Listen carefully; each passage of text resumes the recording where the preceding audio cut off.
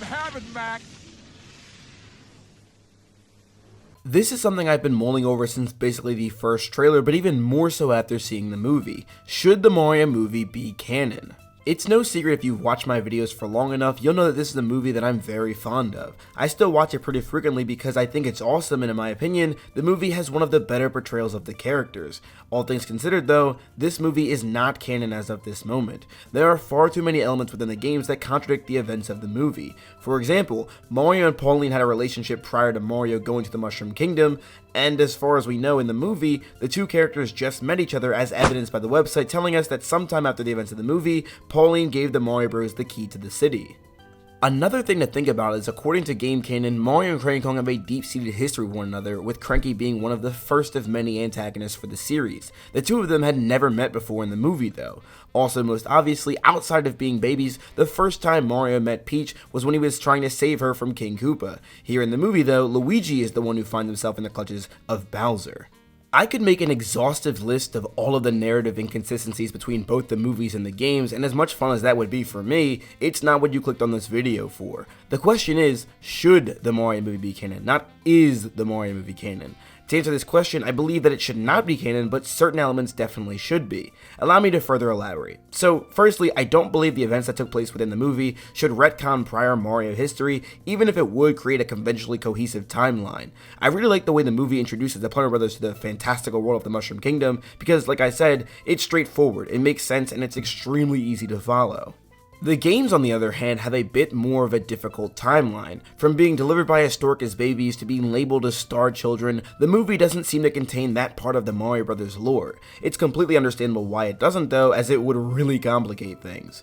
In the games, Mario and Peach knew each other since they were babies, but according to the movie, this is the first time they had ever met. I would argue that the game having its own separate continuity is a good thing because not only is the lore already established to a certain extent, but following after the placement of the movies means that way too many of the Mario games would basically become irrelevant in terms of story. I know story isn't the most important thing when it comes to the Mario franchise in its entirety, but I think people need to give Nintendo more credit when it comes to the Super Mario narratives because, like it or not, I would argue that there is some level of consistency. While in many cases the story may fall pretty flat, there does tend to be connection between some of the games, even if it is in a rather discreet fashion. What I'm essentially trying to say here is that looks can be deceiving. Although at first glance the story of Mario games tend to be the exact same story each time, but with extra steps, there sometimes is a gradual progression. Even within the first canonical Mario games in the timeline, we see that Yoshi's Island DS has the starring Yoshi recognize Baby Mario from their first encounter in Super Mario World 2, Yoshi's Island. Or how in the manual for Super Mario World, it is stated that the reason why Mario and Luigi go to Dinosaur Land is to take a vacation after saving the Mushroom Kingdom in Super Mario Bros. 3. But if you're looking for something more recent, I suppose, it's best to take a look at games like Super Mario Odyssey, where New Donk City as a whole is basically a reference to what occurred back in 1981 with the original Donkey Kong game.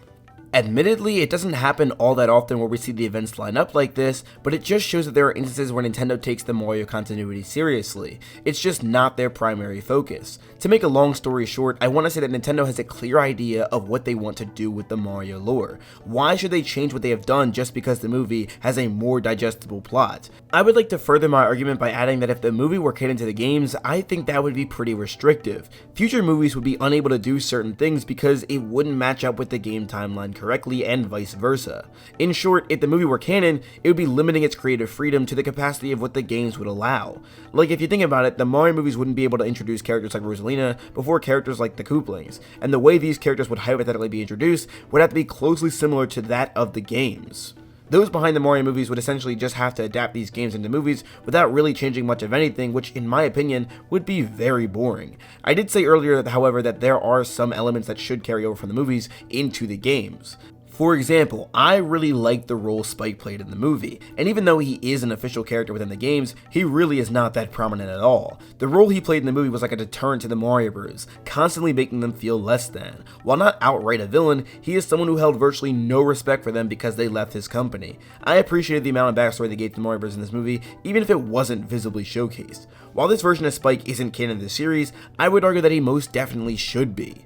I'm not saying that he should make appearances in upcoming titles like Super Mario Bros. Wonder, but I certainly wouldn't mind him being a bigger part of the game canon Mario material. That aside, another element that I believe should be canon from the movies to the games is the characterization. I found myself truly in love with the way each of these characters was represented. For the longest time, many people saw Mario as this character with absolutely no personality whatsoever. That always rubbed me the wrong way because I firmly believe that he always had one. While he would never really spoke in full sentences often, you could tell by his interaction with other characters, his competitive nature, and happy-go-lucky attitude, just the kind of character he is. I think the movie literally nailed this part of his character and then some. I mean, the movie literally destroyed the whole narrative that Mario is a bad brother, as Mario is portrayed as someone who loves and really values Luigi. While I personally believe the characterization is pretty much the same for most of the characters in the movies to the games, I like this idea of having their personalities really come to life. I'm sure we all knew well before this movie that Luigi was basically scared of everything, and that was because Nintendo emphasized this part of his character almost whenever necessary. I would like them to do this, but with all of the characters. The personalities expressed in the movies worked really well for each character in my opinion, and even if it may have deviated heavily, it still made sense why it did. Looking at you, Princess Peach. But here's the bottom line. I believe that the Mario movie and the Mario game should be separate continuities for sure, but I believe the two shouldn't be afraid to borrow ideas from one another. Obviously the movies are going to borrow from the games, but there shouldn't be a problem if the games borrow from the movies.